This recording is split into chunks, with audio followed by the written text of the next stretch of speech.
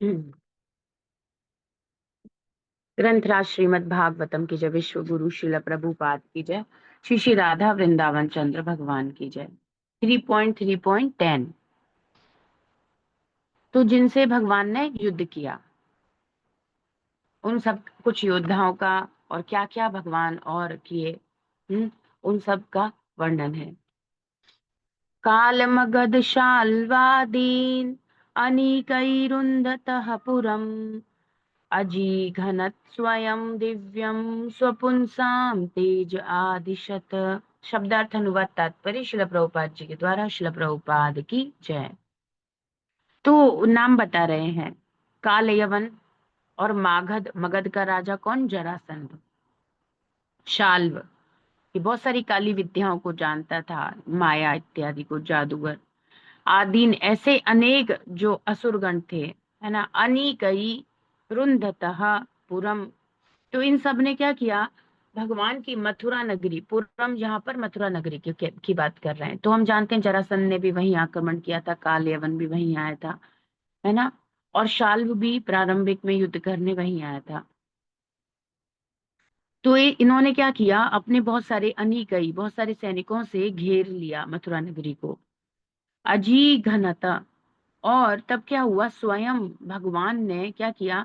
दिव्यम स्वपुंसाम, अपने जो भक्त हैं उनको माध्यम बनाया। कृष्णा ने ना डायरेक्टली इनको नहीं मारा, जैसे जरासंध को भीम से मरवाया, काल यवन को मुचकुंद महाराज से, है ना। तो इस प्रकार से तो कह रहे हैं उन्होंने क्या किया? तेज आदिशतः, अपने भक्तों के द्वारा उस तेज को प्रकट किया, है ना। तो पहले भी हमने देखा था, पिछले अध्याय का श्लोक था, तथैव चान्ये नरलोकवीरा य आहवे कृष्ण मुखारविंदम नेत्रैः पिबन्तो नयनाभिरामम् पार्थास्त्रपूतः पदमापुरस्य। क्या कह रहे थे तब? उद्धव जी बता रहे थे कि कुरुक्षेत्र के युद्ध स्थल में योद्धागण अर्जुन के बाणों के प्रहार से शुद्ध हो गए, और आंखों को अति मन भावन लगने वाले श्री कृष्ण के मुख कमल को देखकर उन्होंने भगवत धाम प्राप्त किया। तो भगवान अपने भक्त के द्वारा, है ना, उनके जो प्योर डिवोटी हैं, दिव्य हैं, दिव्यम स्वयं पुंसाम, जो उनके अपने लोग हैं, जो उनके शुद्ध भक्त हैं, उनके द्वारा उन्होंने उनको सम्मान और मान देने के लिए इस प्रकार से करवाया। तो भगवान ने जरासंध को स्वयं नहीं मारा और मुचकुंद महाराज से कालियावन का वध करवाया। तो उस बात को प्रभुपाद बता रहे हैं। तो देखिए तात्पर्य, कंस की मृत्यु के बाद जब मथुरा नगरी कालियवन, जरासंध तथा शाल्व के सैनिकों के द्वारा घेर ली गई, तो भगवान इस नगरी से एक तरह से भाग निकले और रणछोड़ भी कहलाए। तो भगवान रणछोड़ कहलाए। अब इसके पीछे भी है कि भगवान को ना रणछोड़ क्यों बनना पड़ा। एक तो यही जो यहाँ पर बता रहे हैं, अपने भक्तों को यश देना चाहते थे, और कुछ उन्होंने कुछ आशीर्वादों को, कुछ चीजों को स्वीकार कर लिया। जरासंध को कुछ ब्राह्मणों का वो था कि उसने कुछ ब्राह्मणों को बंदी बना रखा था। तो ना वो इस प्रकार से कि अगर अगर वो ऐसे कुछ ऐसे कह के जाता था कि अगर युद्ध हुआ ना, तो अगर मैं मार दूंगा, तुम लोगों को भी खत्म कर दूंगा अगर मेरे को युद्ध में कुछ हुआ तो, इस प्रकार से। तो इस प्रकार से भगवान वो 17 बार, है ना, युद्ध किया, भगवान उसको हरा दिए पर मारे तब भी नहीं। कुछ कुछ इन सब के कारण रहे हैं, है ना, इसीलिए केवल भगवान को ये करना पड़ा। तो यहाँ पर प्रभुपाद बता रहे हैं, इस तरह वे रणछोड़ अर्थात वह जो युद्ध से भाग जाए ऐसे कहलाने लगे। और भगवान तो इवन एक मात्र ऐसे हैं जो रणछोड़ कहकर के भी उनकी पूजा की जाती है ना। गुजरात में मंदिर है भगवान का, रणछोड़, भगवान रणछोड़। वस्तुतः तथ्य यह है कि भगवान उन सबों को अपने जनों अर्थात मुचकुंद तथा भीम जैसे भक्तों से मरवाना चाहते थे, है ना। तो भगवान क्या करते हैं? अपने प्रिय भक्तों को यश देना चाहते हैं, उनको ग्लोरीफाई करना चाहते हैं। भगवान के लिए बेसिकली कोई बंधन या कोई आशीर्वाद या श्राप ये कुछ ज्यादा मायने नहीं रखता। कृष्ण इन सबसे ऊपर हैं। पर फिर भी वो अपने भक्तों को श्रेय देना चाहते हैं, वो अर्जुन को श्रेय देना चाहते हैं। भगवान को कितनी देर लगती है, दुर्योधन इत्यादि वो जो उनकी अक्षौहिणी सेनाएं थी, 18 इतनी जितनी भी, उन उन सबको मारने में भगवान को कितना देर लगता है। तो कालीवन तथा मगधराज का वध क्रमशः मुचुकुंद तथा भीम द्वारा किया गया, जिन्होंने भगवान के प्रति क्या प्रतिनिधि की भूमिका निभाई, भगवान के प्रतिनिधि की भूमिका निभाई।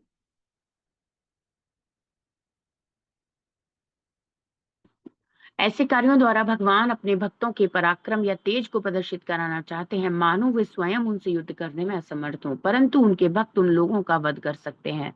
तो कृष्ण ये सब कुछ क्या करते हैं, अपने भक्तों को यश देना चाहते हैं।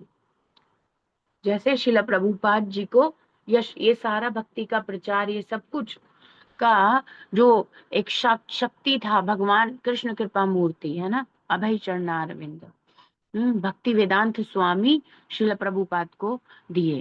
प्रभुपाद बताते हैं ये सब उनकी कृपा से ही हो रहा है, चैतन्य महाप्रभु की कृपा से ही कृष्ण भावना अमृत आंदोलन का प्रचार प्रसार हो रहा है। और भगवान एक अपने शुद्ध भक्त जिसे अत्यंत प्रेम करते हैं, उसे उसका यश देना चाहते हैं। जैसे ही प्रहलाद महाराज को यशस्वी बनाना चाहते हैं, है ना, नरसिंह लीला में प्रहलाद महाराज को यशस्वी अथाह यश, अनंत यश प्रदान करे भगवान, ऐसे ही करते हैं, ऐसे अर्जुन को प्रदान करे।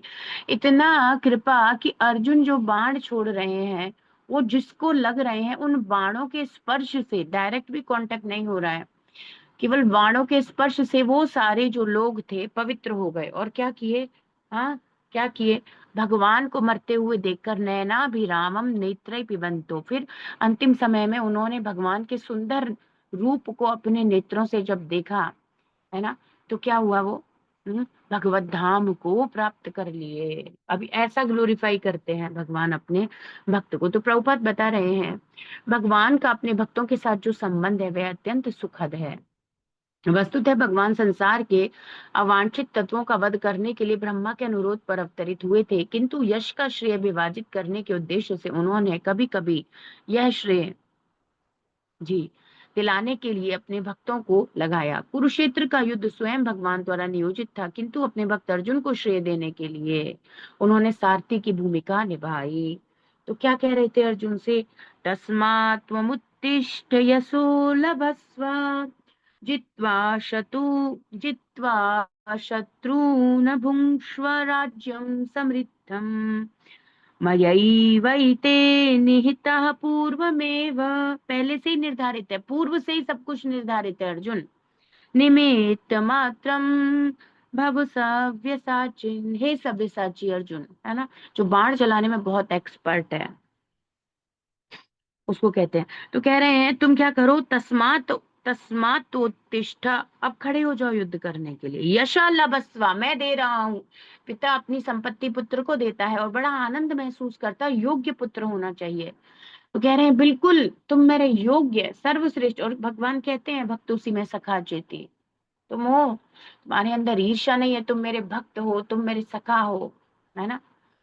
तो इसलिए ये सारा यश मैं तुम्हें देना चाहता हूँ, इसीलिए सारा यश मैं तुम्हें देना चाहता हूँ। तो कह रहे हैं कि लड़ने के लिए तैयार हो जाओ और इस यश को जो मैं तुम्हें प्रदान कर रहा हूँ इसे ले लो, है ना। और जित्वा शत्रुन भुंक्ष्व, और जीत लो इन सारे शत्रुओं को, और राज्यम समृद्धम, इस ऐश्वर्यशाली राज्य जो इसके बाद तुम्हें प्राप्त होगा उसका भोग करो, खुद कह रहे हैं उसको ले लो, मैं दे रहा हूँ, मैं दे रहा हूँ। ध्रुव महाराज को राज्य दिए 36,000 वर्ष का, एक शुद्ध पवित्र अवस्था में आने के बाद, जब भक्त बिल्कुल, अब वो कहते हैं ना भुना हुआ चना, चना भुनने के बाद अब वो अंकुरित नहीं हो सकता, तो भगवान का जो भक्त है वो शुद्ध भक्ति भक्ति उत्तमा में पवित्र होने के बाद वापस कभी उसका इस भौतिक संसार इन चीजों की तरफ आकर्षण नहीं हो सकता। तो अब कह रहे राज्यम समृद्धम, तो उनको पूरा विश्व का शासन देने के लिए भगवान कह रहे हैं, है ना। और क्या कह रहे हैं, मया एव एते निहिताः, और क्या करो, ये पूर्व मेवा, पूर्व से इन सब की डेस्टिनी निर्धारित है, इन सबको मारा जा चुका है, ये सबका वध तो निश्चित ही मानो मेरे द्वारा। निमित्त मात्रम, अब तुम केवल निमित्त बन जाओ, है ना, केवल तुम निमित्त बन जाओ और मेरे कहने से केवल युद्ध कर लो। ये सब मरे हुए हैं, मारे जा चुके, इनका सब कुछ फेट निर्धारित है। आज इस कुरुक्षेत्र स्थल में जो भी प्रवेश किया है वो यहाँ से जाएगा नहीं, सबका भाग्य निर्धारित कर दिए हैं सब। तो भगवान विराट रूप में दिखा दिए, सब उनके अंदर प्रवेश कर रहे हैं मुख में। तो ऐसे भगवान अपने, है ना, प्रिय भक्त को यश देना चाहते हैं, श्रेय देना चाहते हैं, और अनंत समय तक, अब जब तक ये ब्रह्मांड है, अर्जुन की ग्लोरीज हैं, है ना, ऐसे करना चाहते हैं। उन्होंने सारथी की भूमिका तो निभाई और अर्जुन को योद्धा की भूमिका निभाने का अवसर प्रदान किया। बहुत अलग हैं भगवान श्री कृष्ण, है ना। हम लोगों की क्या मेंटेलिटी है, हम सेंटर में रहें, हम मेन रहें, ऐसा कुछ रहता है। कोई सेवा का भी अवसर मिले तो उसमें कुछ नाम हो या उसमें कहीं कुछ तो अंकित हो हमारा, है ना, ऐसा कुछ भाव रहता है। पर भगवान स्वयं ऐसा भाव नहीं रखते। वो एक एक पग पीछे सारथी की भूमिका निभा रहे हैं। वे अर्जुन को भी सारथी बना सकते थे या कुछ और भी कर सकते थे, पर नहीं। तो इस तरह अर्जुन कुरुक्षेत्र युद्ध के नायक बने। कृष्ण अपनी दिव्य योजनाओं द्वारा जो कुछ स्वयं करना चाहते हैं उसे वे अपने विश्वस्त मित्रों भक्तों के माध्यम से संपन्न कराते हैं। अपने शुद्ध अनन्य भक्तों के प्रति भगवान की कृपा की यही रीति है। तो वे प्रेम करते हैं तो यश देना चाहते हैं, ग्लोरीफाई करना चाहते हैं अपने भक्तों को। ये भगवान का स्वभाव है, अपने भक्तों को ग्लोरीफाई, उनको यश देना चाहते हैं। ऐसा भगवान का कृपा करने का तरीका है। अब अगले श्लोक में कुछ और असुरों के नाम बता रहे हैं उद्धव जी। शंबरम द्विविधम बाणम मूरम बलबलमेव च अन्याश्चादंत्र वक्रादीन अवधीत कांश्च घातयत। कह रहे हैं शंबर द्विविध और बाण, बाणासुर, मुर राक्षस, वो था नरकासुर का मुर राक्षस, उसको तो भगवान मुरारी कहलाए मार ही दिए। बलबल एक बहुत बड़ा राक्षस था। इन इन जैसे राजाओं तथा दंतवक्र था। इत्यादि बहुत से असुरों में से कुछ को उन्होंने स्वयं मार दिया और कुछ को अन्य अपने बलदेव इत्यादि, बलराम जी इत्यादि द्वारा मरवाया। तो ये शंबर था, इसको प्रद्युम्न जी ने मारा, है ना। द्विविध गोरिल्ला, ये का पूरा पूरा अध्याय आप इनको डिटेल में कृष्णा बुक से पढ़ सकते हैं। द्विविध गोरिल्ला था, इसको बलराम जी ने मारा। बाणासुर को हरा दिया गया। ये शिव जी का बहुत बड़ा भक्त था और इसने, है ना, शिव जी से तपस्या इत्यादि करके बहुत सारा बल और 1000 भुजाओं का आशीर्वाद प्राप्त किया था।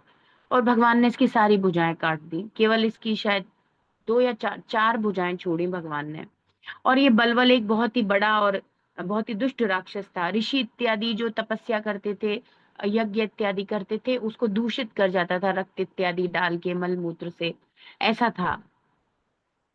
तो इन सब की ना इसमें बताया गया है, हमारे कृष्णा बुक में ना, भगवान ने इस प्रकार से। तो दंत वक्र,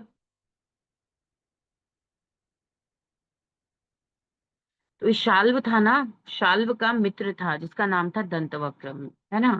वह श्री कृष्ण को मारना चाहता था। तो जब भगवान ने शाल्व को मारा तो एक्चुअली बहुत सुंदर युद्ध एकदम, जो क्या कहते हैं, फाइटिंग वगैरह का किसी को, और बहुत ही आनंद देने वाला ही ट्रांसीडेंटल है। तो ये बहुत ही ना, शाल्व जो था एक बहुत मायावी जादूगर इस प्रकार से था। इतना ज्यादा वो था दुष्ट, इसने क्या किया, युद्ध क्षेत्र में कभी अंधेरा कर देता था, हर तरफ कुछ दिखाई ना दे इस प्रकार से। और भगवान से पराजित हो रहा था तो सीधे युद्ध नहीं कर रहा था, इधर उधर छुप के माया के द्वारा ऐसे कर रहा था। और उसने क्या किया, बाद में एक आती है बहुत सुंदर, प्रभुपद कृष्णा बुक में वर्णन करते हैं कि उसने देखा कि भगवान तो नहीं हारेंगे, ये हार नहीं रहा है और भगवान उसकी सारी शक्तियों को खत्म करे जा रहे थे। तो उसने क्या किया,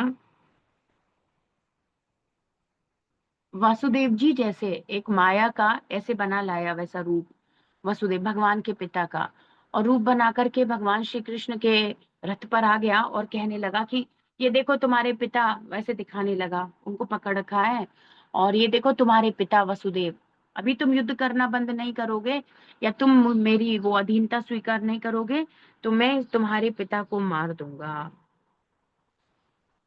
प्रभुपाद कह रहे हैं कुछ ही क्षणों में एक रहस्यमय अज्ञात व्यक्ति भगवान श्री कृष्ण के सम्मुख आया। वह श्री कृष्ण के चरण कमलों में झुका और उनसे कहा, आप अपने पिता वसुदेव के अत्यंत प्रिय पुत्र हैं, अतः माता देवकी ने मुझे आपके पास यह सूचित करने के लिए भेजा है कि आपके पिता को शाल्व ने बंदी बनाकर उन्हें बलपूर्वक अपने अधिकार में ले लिया। पहले तो उसने ऐसा किया, वह उन्हें ठीक उसी प्रकार ले गया है जिस प्रकार कोई कसाई पशु को निर्दयता से ले जाता है।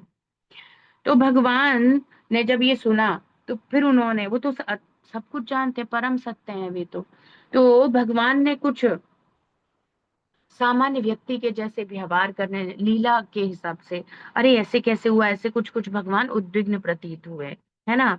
तो ये कैसे संभव हो सकता है। फिर वो ऐसे कहने लगे कि बलराम जी तो वहां उपस्थित है, ऐसा कैसे हो सकता है कि शाल्व जो है राक्षस ये कुछ उनके होते हुए लेकर आ सकता है नंद उनको, वसुदेव जी को, ऐसे वो सोच रहे थे। तो शाल्व ने क्या किया, उन्हीं के रथ पर आ गया और एक ऐसे व्यक्ति को ले आया जो वसुदेव जी के जैसे दिख रहा था। और ये सब उसने अपनी माया शक्ति उस ऐसे रहस्यमय रचनाएं करी और कहने लगा, मूर्ख कृष्ण, देखो यह तुम्हारे पिता हैं जिन्होंने तुम्हें जन्म दिया था और जिनकी कृपा से तुम अभी भी जीवित हो। अब तुम देख रहे हो कि मैं तुम्हारे पिता का वध किस प्रकार करता हूँ। यदि तुम में जरा सी भी शक्ति है, बल है, तो इनकी रक्षा करने का प्रयास करो। और उस नालायक उसने, शाल्व ने, उसने क्या किया, भगवान के सम्मुख की नकली वसुदेव का सिर काट दिया, ऐसा किया।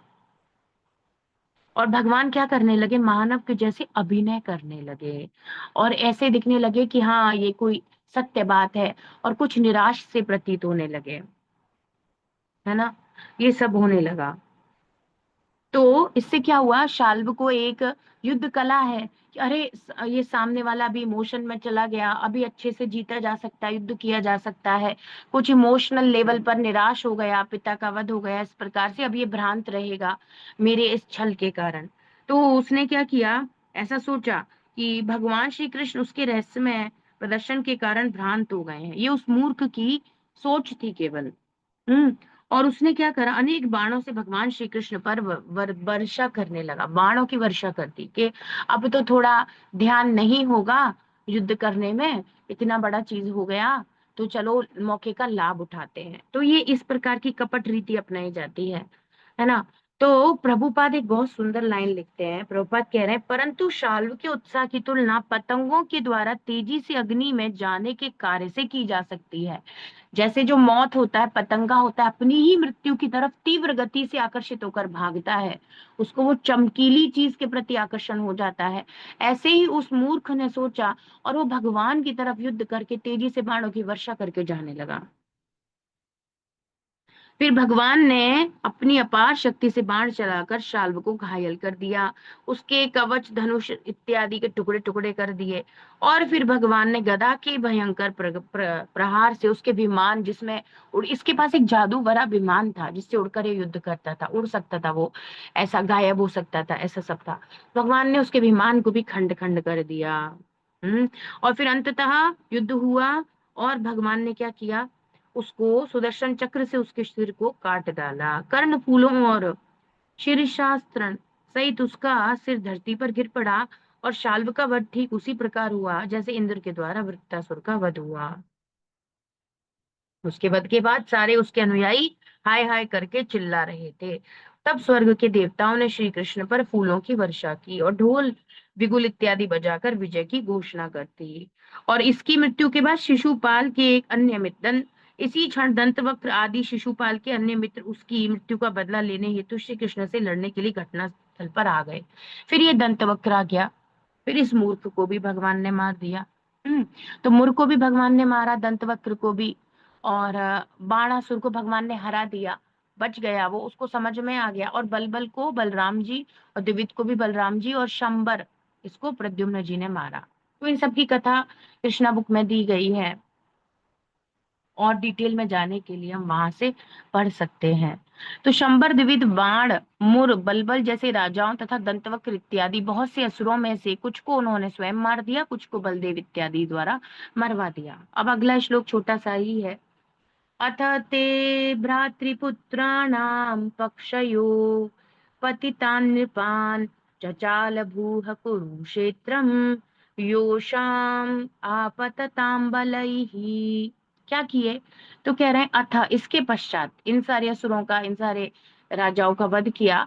ते, उसके बाद हे विदुर, तुम्हारे भ्रातृ पुत्राणाम, तुम्हारे जो भतीजे थे, भ्रातृ भाई, भाई के बेटे जो तुम्हारे भतीजे हैं, पक्षयो, दोनों पक्षों के जो थे, पतितान नृपान चचाल भू कुरुक्षेत्रम, जो कुरुक्षेत्र के युद्ध स्थल में राजा सम्मिलित हुए थे, है ना, तुम्हारे भतीजे दोनों ही, दुर्योधन अर्जुन दोनों की तरफ के जो भी योद्धा इत्यादि कुरुक्षेत्र युद्ध स्थल में सम्मिलित हुए थे, ये शाम अपतताम बलई, वे इतने शक्तिशाली थे, उनके अंदर इतना बल था कि उनके बल के द्वारा जब वे चलते थे तो युद्ध भूमि में, जो कुरुक्षेत्र में जब वो चल रहे थे तो पृथ्वी हिलती थी। इतने शक्तिशाली राजा थे। और दोनों ही पक्षों के जो थे, तुम्हारे भतीजों के मित्र इत्यादि जो राजा सम्मिलित हुए थे युद्ध में, उन सबको भगवान ने क्या किया? पतितान, मार, मरवा दिया, उन सबको भी समाप्त करवा दिया, क्योंकि इतनी बड़ी जो सेना थी, इतनी बड़ी जो सेना थी, उसका विनाश करना था, धर्म संस्थापनार्थाय। इवन आगे आएगा कि भगवान तो यदुवंश की भी विशाल शक्ति को देख करके सोच रहे थे कि इनको भी ऐसे नहीं छोड़ा जा सकता, क्योंकि अब भगवान को यहाँ से लीला समापन करना है। तो हमने पूर्व में भी पढ़ा है, फर्स्ट कैंटो में भी पढ़ा है। तो भगवान क्या करते हैं, उन सबको भी, धृतराष्ट्र बता रहे थे ना वो, विदुर जी धृतराष्ट्र द्वारा गृह त्याग 13वें अध्याय में भी तो थोड़ा वर्णन कर रहे हैं। तो इसीलिए भगवान ने इस प्रकार से सब कुछ समेट लिया, अब वो ये सब कुछ समेट लेना चाहते हैं। तो ये इस प्रकार का एक भव्य विशाल युद्ध रखवा के, जितने भी सारे ऐसे राजा थे जो अपनी शक्ति के मद में चूर थे, उन सबको भगवान ने एक जगह बुलाकर समाप्त करवा दिया। तो पृथ्वी के बोझ को कम करके बिल्कुल एकदम सुंदर तरीके से पांडवों को राज्य अधिकार देकर के तब भगवान यहाँ से प्रयाण करना चाहते हैं। तत्पश्चात ही विदुर, भगवान ने शत्रुओं को तथा लड़ रहे तुम्हारे भतीजों के पक्ष के समस्त राजाओं को कुरुक्षेत्र के युद्ध में मरवा डाला। हम्म। वे सारे राजा इतने विराट तथा बलवान थे कि जब वे युद्ध भूमि में विचरण करते थे तो पृथ्वी हिलती हुई प्रतीत होती थी, और अगर छोड़ देते तो बहुत गड़बड़ हो जाती। हम्म। तो कह रहे हैं, then O Vidura, the Lord caused all the kings, both the enemies and those on the side of your fighting nephews, to be killed in the battle of Kurukshetra. All those kings were so great and strong that the earth seemed to shake as they traversed the war field. जब वो कुरुक्षेत्र में चलते थे तो पूरी पृथ्वी हिलती थी, ऐसे शक्तिशाली योद्धा थे। इसीलिए भगवान को ये समेटना पड़ा। अब एक बहुत सुंदर श्लोक है कि श्री कृष्ण अंततः कितने दयालु हैं। ये सब कर रहे हैं, ये सब वो कर रहे हैं, परित्राणाय साधूनाम विनाशाय च दुष्कृताम, है ना, ये सब के लिए भगवान अवतरित होते हैं, ये उनका उद्देश्य है, धर्म की स्थापना करना, ये सब कुछ कर रहे हैं। फिर भी हृदय से वो किसी के प्रति कोई शत्रुता भाव नहीं रखते, है ना। तो कह रहे हैं, सकर्ण दुशासन सौबलानाम कुमन्त्रपाकेन हतः श्रियायुषम् सुयोधनं सानुचरं शयानं भग्नोरुमूर्वयां ननन्द पश्यन् नानंद पश्यन्। ये बहुत सुंदर शब्द है, नंद, नानंद मतलब आनंद। देखिए शब्दार्थ में, आनंद नहीं मिला ये सब देखते हुए। क्या देखते हुए? किसको? श्री कृष्ण को अच्छा नहीं लगा ये सब स्थितियां, ये सब देखते हुए। क्या देखते हुए? तो कह रहे हैं, सकर्ण दुशासन सौबलानाम। तो सौबल कौन है ये? आपको पता है ना, 13वें अध्याय फर्स्ट कैंटो बताया था, सुबला, है ना। ये किसको कहा गया था? वो सौबला, सौबला कहा गया था गांधारी को। वो सौबल राष्ट्र है, गांधारी जहां से आई है, सौबल राष्ट्र। और उसका भाई है ये सौबला, नाम कौन है? शकुनी। तो वे भगवान कर्ण, दुशासन और शकुनी, कुमंत्र पाके ना, ये ऐसी जो कुमंत्रणा करते थे, ऐसी ये जो जटिल ऐसी वो योजनाएं बनाते थे पांडवों को परेशान करने के लिए, भगवान के प्योर डिवोटीज को हानि पहुंचाने के लिए। इसके कारण हतश्रिया आयुषम सुयोधनम, उस दुर्योधन, वैसे उसका नाम सुयोधन था पर अपने ये गलत कर्मों के कारण, तो यहाँ कह रहे हैं दुर्योधन की आयु और संपत्ति छिन गई, सा अनुचरम, है ना। तो कह रहे हैं क्योंकि ऐसे लोगों का संग किया, तो वही बात है, हम कल पढ़ रहे थे, एक शुद्ध भक्त के क्षण मात्र के एसोसिएशन से जीवन में अथाह परम कल्याण भगवत भक्ति जागृत हो सकती है। तुल्याम लवे नापी, एक क्षण मात्र के एसोसिएशन से सब कुछ परिवर्तित हो सकता है। अब देखो, प्रहलाद महाराज के एसोसिएशन से असुर पुत्र भक्ति करने लग गए, हर जगह भक्ति, भक्ति और प्रेम प्रवाहित होने लगा। इतना भय हिरण्यकश्यपु का, सब कुछ के बाद भी हर जगह प्रेम और भक्ति प्रवाहित हो रही थी। और इसने क्या किया, कर्ण, दुशासन और सौबल मतलब शकुनी की कुमंत्रणा, ये गलत गलत तरीके से छल करते थे, है ना, कि कपट योग के कारण दुर्योधन ने अपनी संपत्ति और आयु दोनों को खो दिया, इनसे विहीन हो गया। तो कैसा association is very important thing, very important. इन्हीं के संग और इन्हीं के बताए हुए षड्यंत्रों पर वो भगवान के शुद्ध भक्तों को कष्ट देता रहा, उसको उसका परिणाम प्राप्त भी हुआ। सानुचरम शयानम भगनोर, टूट गई क्या, टूट गई क्या, उरूम जंघा, जंघा टूट गई। तो युद्ध में मलयुद्ध हुआ, उसमें जंघा तोड़ दी गई उसकी। शयनम, वो जमीन पे पड़ा हुआ था, लेटा हुआ था। इन सब के एसोसिएशन के कारण उसका भाग्य और उसकी आयु सब छिन गया, और अपने अनुयायियों सहित वो लाचार होकर के जमीन पे पड़ा हुआ था जंघा टूटने के कारण। उर्व्याम, अत्यंत शक्तिशाली होते हुए भी आज उसकी ये स्थिति हो गई। देखिए कितनी बड़ी शिक्षा दे रहे हैं यहाँ पर उद्धव जी, कह रहे हैं, और पूरा कारण बता रहे हैं क्यों हुई, क्यों हुई, इसीलिए हुई। इन सब के कुमंत्रणा से वो हाँ में हाँ करता रहा, कभी उसने सोचा नहीं क्या परिणाम होगा, है ना। यद्यपि वह शक्तिशाली था, किंतु वह अपने, जब वे अपने अनुयायियों समेत भूमि पर पड़ा था, लेटा था, तब उसकी जांग टूटी हुई थी। भगवान ने इस दृश्य को देखा लेकिन प्रसन्न नहीं हुए। क्यों नहीं हुए, क्योंकि उसकी ऐसी गति देखकर श्री कृष्ण को कोई प्रसन्नता नहीं हो रही। जब जीव गंदे कर्म करता है, ये देखकर भगवान दया ही करते हैं, भगवान को प्रसन्नता नहीं होती उसके इस दुर्भाग्य को देखकर, उन्हें दुख ही होता है। वो प्रसन्न तो बिल्कुल भी नहीं होते, वो प्रसन्न नहीं थे दुर्योधन की ऐसी दुर्गति देखकर। कब तक पड़ा रहा, जांग टूट गई, मरने का इंतजार करता रहा केवल ऐसे ही। तो कह रहे हैं धृतराष्ट्र के अग्रणी पुत्र दुर्योधन का पतन भगवान को अच्छा नहीं लगा। यद्यपि वे अर्जुन के पक्ष में थे और उन्होंने ही भीम को सलाह दी थी कि युद्ध में दुर्योधन की जांग किस तरह तोड़ें, करवा रहे हैं सब, समझा रहे हैं धर्म के लिए, पर उनका पर्सनल, अब आप देख रहे हो भगवान कहते हैं न मे कर्म फले स्पृहा, मुझे कोई स्पृहा नहीं है। इसीलिए कहते हैं कर्म भिर न सबध्यते, कर्म भिर न सबध्यते, इसीलिए मैं बंधता नहीं हूँ। भगवान कह रहे हैं वो किसी भी कार्य में बंधते नहीं है, क्योंकि उसके पीछे उनका कोई पर्सनल सुख भी नहीं है कि भगवान सुखी होंगे इनकी ऐसी दुर्गति देखकर, ऐसा कुछ नहीं। उनके लिए सभी अहम बीज प्रदा पिता हैं, ऐसे दुष्ट पापी भी। और उन्हें क्रोध आता है कि ये अपनी जो स्वतंत्रता इसको जीव को मैंने आंशिक दी है, उसका कितना गलत प्रयोग कर रहा है ये मूर्ख।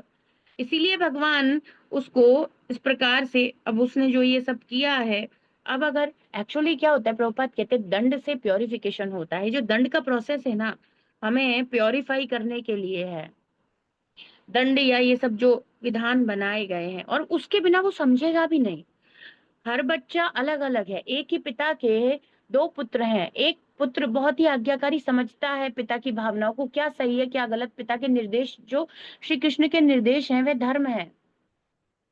और एक बिल्कुल नालायक, कोई मतलब नहीं है, पिता के सुख को तो छोड़ दो, धर्म इत्यादि पे भी नहीं, और दूसरे पुत्रों को ही परेशान कर रहा है।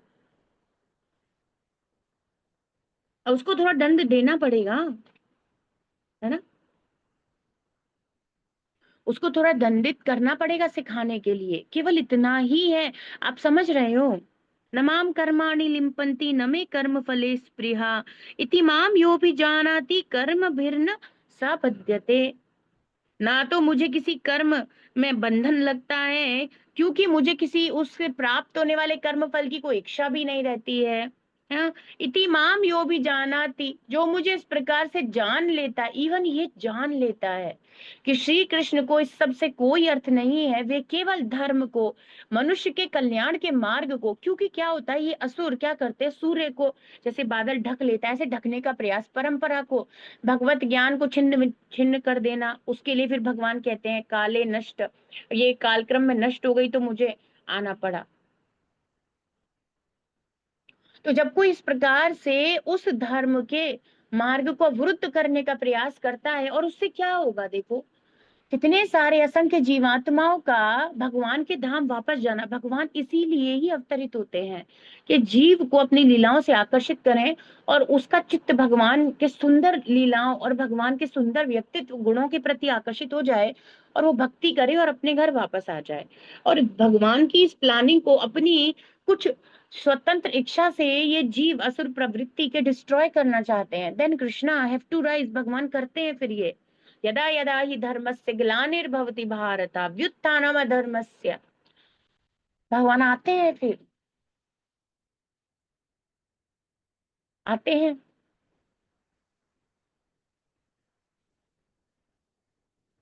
करना पड़ता है, और बच्चों को डिस्टर्ब कर रहा है, अब मानो अपने अपने लिए ही गलत कर रहा है तो ठीक है, पर जब कोई इस प्रकार से धर्म के मार्ग से हटता है ना, तो वो केवल अपने लिए नहीं, वो सबके लिए कष्ट बनता है, जैसे हिरण्यकश्यपु, कंस, हर जगह, हर जगह जो भी भक्ति में चलना चाह रहे हैं, तो अपनी ही पूजा, अपना ही कुछ करवाना, ये क्या है ये सब कुछ।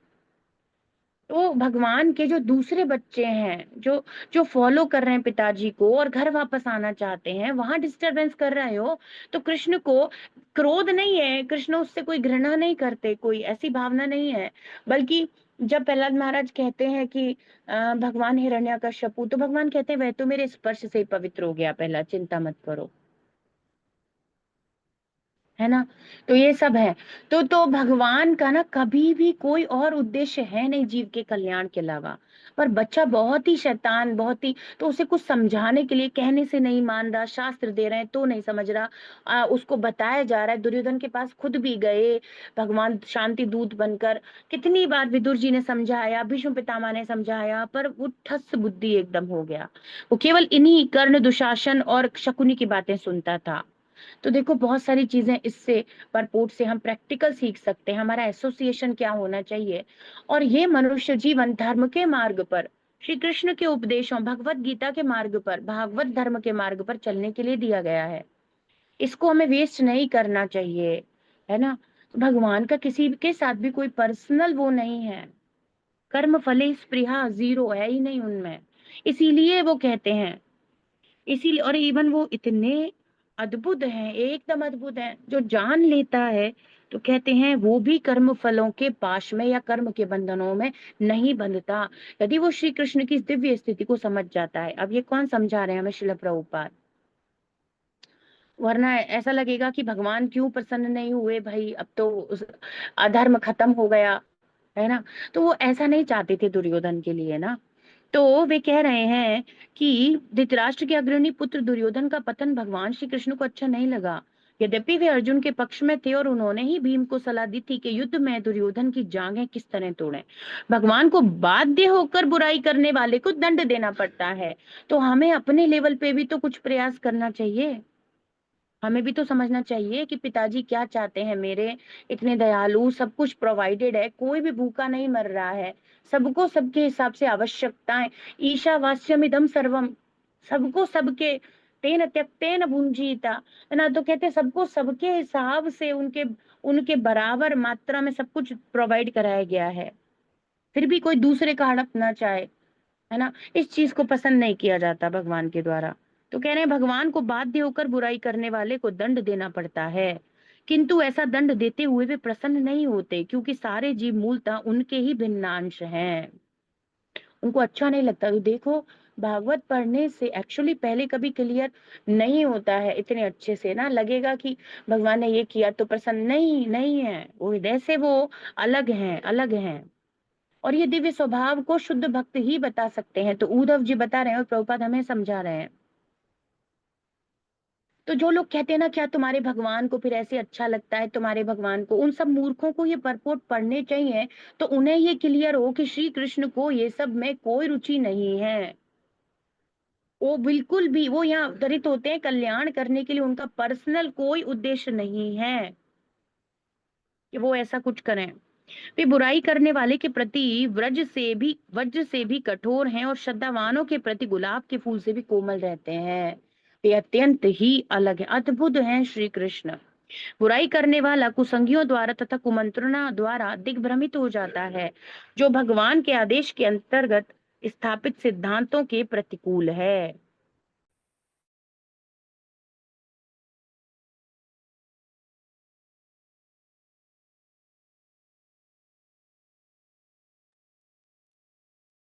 तो बता रहे हैं कि कुसंगियों द्वारा और कुमंत्रणा द्वारा दिग्भ्रमित हो जाता है, और जो आदेश धर्म के जो सिद्धांत है ना, तप, तपस्या, है ना, सत्य और शौचम पवित्रता और दया, चार ये धर्म के पांव है। वो धर्म रूपी बैल हमने फर्स्ट कैंटो में पढ़ा था, जो परीक्षित महाराज को गैया और बैल मिले थे, है ना। तो वो उनके चार पैर हैं, ये आपको पता ही है। और ये चार, जिनको नहीं पता तो देखिए, वो चार पैर हैं, तपस्या, दया, सत्य और पवित्रता। इसीलिए फोर रेगुलेटिव प्रिंसिपल शिल प्रभुपाद जी ने दिए हैं, फोर रेगुलेटिव प्रिंसिपल। हाँ, तपस्या, क्या होता है तपस्या, है ना। ये जो हमारे चार नियम है, तो जैसे हम बात करें सत्य, जुआ खेलने से जो ये द्युत कीड़ा है, इससे क्या होता है, कपट करना पड़ता है, सत्य खत्म हो जाता है, सत्य खत्म हो जाता है। इसलिए प्रभुपाद ने कहा नो गैम्बलिंग, कि कोई भी ऐसी चीज में प्रवृत्त नहीं होना, ताकि हम धर्म के मार्ग पर चलें, है ना, हमारा पतन ना हो। धर्म से गिरना ही पतन है। ये चार पैर हैं उसके मजबूत, ये पिलर हैं धर्म के, है ना। इन इन इनको हमारे हर व्यक्ति के जीवन में स्थापित करने के लिए चार नियम दिए गए हैं। हम्म। और अवैध स्त्री और पुरुष संबंध से क्या होता है, पवित्रता नष्ट हो जाती है जीव की, और मांसाहार करने से दया नष्ट हो जाती है। और मद्यपान, इंटॉक्सिकेशन, ये सब कुछ, है ना। सत्य, दया और शौचम, तपह, तपस्या नष्ट हो जाती है, तपस्या नष्ट हो, ऑस्टेरिटी खत्म, इंटॉक्सिकेशन के बाद या ऐसी अभक्षणीय चीजें जो भी हैं, इनके बाद उसके जीवन की तपस्या खत्म हो जाती है, तो शुद्धता धीरे धीरे प्रभावित हो जाएगी। तो यही सारी चीजें हैं। तो इन चारों को Prabhupada four regulative principle Shrimad Bhagavatam से बना कर दिए हैं, शायद 17वें अध्याय में है, 17वें या 18वें अध्याय, प्रथम स्कंद के, वहां पर ये बैल से मिलते हैं परीक्षित महाराज, वहां पर वर्णन है, वहां के परपोर्ट्स में दिया है सब कुछ। तो वहां से फोर रेगुलेटिव प्रिंसिपल आए। तो बहुत बार लोग कहते हैं, अरे ये तुम्हारे क्या नियम है इतने कठिन, चाय भी मत पियो, और ये प्याज लहसुन मत खाओ, वो तो वेजिटेबल है, ये सब है। तो एक्चुअली जिसको भगवत प्राप्ति, उस मार्ग पे चलना है। अब जो तथाकथित रूप से जो कुछ भी अन्य हो रहा है, उसकी कोई गारंटी नहीं है। जो आप देख रहे हैं, मैं किसी का नाम नहीं लेना चाहती, पर जो सब कुछ कर रहे हैं, खा रहे हैं, फिर कोई नियम नहीं है, बस भगवान का नाम लो, है ना, वो कोई नियम तो ये करे बिना, जब आप धर्म के मार्ग पर ही नहीं हो, जो श्री कृष्ण ने स्थापित किए हैं, स्वयं वे ही धर्म है, धर्मम तु साक्षात भगवत प्रणीतम। जो श्री कृष्ण बोलते हैं, जो स्थापित करते हैं, वही धर्म है, और इसको वो 12 महाजन जानते हैं, ये यमराज जी कहते हैं छठे स्कंद में। तो ये वास्तविकता है। तो जो इस तरीके से है ही नहीं, तो फिर वो क्या भक्तिवत प्राप्ति या भक्ति। तो ये सब गलत है कि हम, हमारे यहाँ तो सब चलता है एस्कॉन में, या मतलब हमारे यहाँ बहुत नियम है, बहुत नियम है, और कैसे करें कैसे करें, हमारे यहाँ बहुत सरल है। कभी भी सो, कभी भी, आपको बता रही थी, कभी भी कुछ भी, कोई डिसिप्लिन नहीं, बस नाम लेते रहो, कुछ नहीं। चाय भी पी रहे हैं, सब चल रहा है, और भक्ति भी चल रहा है, क्या दिक्कत है? तो ये मार्ग सही नहीं है, धर्म के विरुद्ध है। धर्म में स्थित हुए बिना तो फिर कैसे होगा भगवत प्राप्ति? इसीलिए प्रभुपाद शुद्ध रखने के लिए, प्रभुपाद कहते हैं ये करने से तुम पापों से बचे रहोगे। हम्म।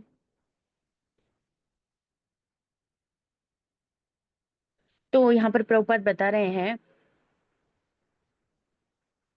सुख का सबसे निश्चित मार्ग भगवान द्वारा बताए गए सिद्धांतों का पालन करना है और उनके द्वारा स्थापित नियमों का उल्लंघन ना करना है। ये सबसे बड़ी बात है।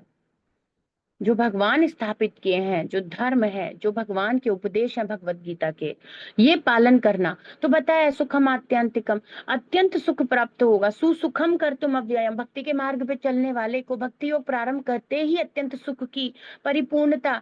प्रभुपाद कहते हैं जैसे भूखे व्यक्ति को भोजन का कौर ग्रहण करते ही धीरे धीरे एकदम संतुष्टि पुष्टि की भावना आने लग जाती है, वैसे ही भक्ति ऐसी ही आत्मा को पुष्ट और संतुष्ट करती है। तो प्रभुपाद कह रहे हैं सुख का सबसे निश्चित मार्ग जो हम लोगों को चलना है, क्योंकि हम लोग समझ चुके हैं जीवन का लक्ष्य श्री कृष्ण, और जो मार्ग भगवान दिखाए उसी पे चलना है।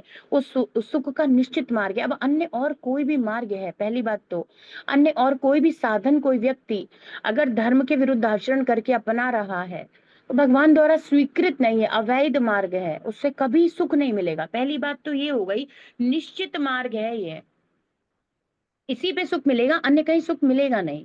तो अन्य जो कुछ भी प्रयास हो रहा है और आप कहोगे कि गलत तरीके से धन कमा के भी लोग सुखी हो रहे हैं, दूसरों का शोषण करके भी, वो सुख नहीं है, कभी भी सुख नहीं है। वो सुख नहीं है, रियल सुख नहीं है। वो सुख वैसा सुख नहीं है जो वास्तविक सुख है जीव का, भगवत प्रेम, वैसा कुछ नहीं है। वो क्षणिक है और उसके बहुत दुख है, ये सब करने के बाद अनंत समय तक पीड़ा नरक इत्यादि ये सब कुछ है। तो कह रहे हैं ये नियम भुलक्कड़ जीवों के लिए वेद तथा पुराणों में निरूपित हैं। तो हमें प्रभुपाद जी 4 रेगुलेटिव प्रिंसिपल द्वारा बेसिक आचरण करना सिखाए हैं, जिससे हमारा एकदम प्रोटेक्शन हो सके अधर्म से, और धर्म में हम स्थित हो सके, जो कि श्री कृष्ण चाहते हैं, है ना? यही तो, राजा का पुत्र उसी अनुरूप आचरण करेगा, है ना? वही तो, वही तो स्थिति हुई। उन्होंने जो नियम आदेश बनाए हैं उसी रूप से चलना चाहिए। तो भगवान अहम बीज प्रदा पिता, सबके पिता हैं, तो उन्होंने जो नियम धर्म के जो आचरण दिए हैं उसी पे चलना होगा। इसी के लिए शिला प्रभुपाद जी ने हमें 4 रेगुलेटिव प्रिंसिपल्स दिए हैं, है ना? तो इसका लॉजिक नहीं समझ में आता। तो कल हम जब ये कह रहे थे कि बहुत बार हम जब नए नए आते हैं तो हमें कारण नहीं पता होता क्यों 4 नियम करने हैं, है ना, क्यों हरे कृष्णा करना है। पर यदि आप एक आदौ श्रद्धा थोड़े से विश्वास के साथ शुरू करते हो, धीरे धीरे धीरे धीरे आप जब कुछ कुछ समझने लग जाएंगे, प्रभुपाद की कृपा से प्योरिफिकेशन होता चला जाएगा हार्ट का, तो बिल्कुल समझ पाओगे, रिलेट कर पाओगे इसके पीछे कारण क्या था, है ना? तो वो लोग जो अविश्वास दिखाते हैं, अरे क्या 4 नियम तुम्हारे यहाँ इतना कठिन ये सब, तो फिर वो कुछ प्राप्त नहीं कर सकते। कुछ जीवन कंक्लूसिव नहीं है, कुछ नहीं है फिर। वो क्षणिक सुख है, वो रियल सुख तो है ही नहीं। प्रभुपाद कह रहे हैं सुख का सबसे निश्चित मार्ग तो धर्म के मार्ग पर, भगवान के द्वारा दिए गए भागवत और गीता के मार्ग पर चलने का मार्ग है। आज हम इतना ही लेंगे। ग्रंथराज श्रीमद् भागवतम की जय, विश्व गुरु शिल प्रभुपाद की जय, श्री श्री राधा वृंदावन चंद्र भगवान की जय।